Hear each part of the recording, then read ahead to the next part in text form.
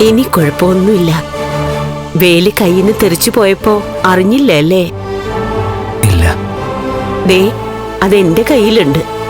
ഇത് തലയിണയ്ക്കടിയിൽ വെക്കാം. ഐസുവിന്ന് പുറത്തു പോകുമ്പോ ഇതെടുക്കാൻ മറക്കരുത്. എപ്പോഴും ഇത് കയ്യിൽ തന്നെ വേണം. ഇപ്പൊ എങ്ങനെയുണ്ട്? ഇപ്പൊ ഒരു ആശ്വാസം തോന്നുന്നുണ്ട്. ഭസ്മം നെറ്റിയിലിട്ടാല് അതെങ്ങനെ വന്നെന്ന് എല്ലാവരും സംശയിക്കും. അതുകൊണ്ട് കുറച്ചങ്ങ് കഴിച്ചു.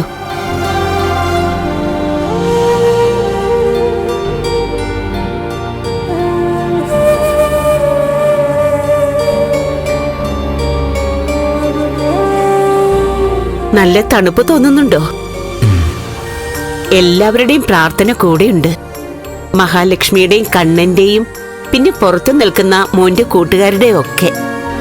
അതിലുപരി നീ സാധാരണ ഒരു മനുഷ്യജന്മമല്ല.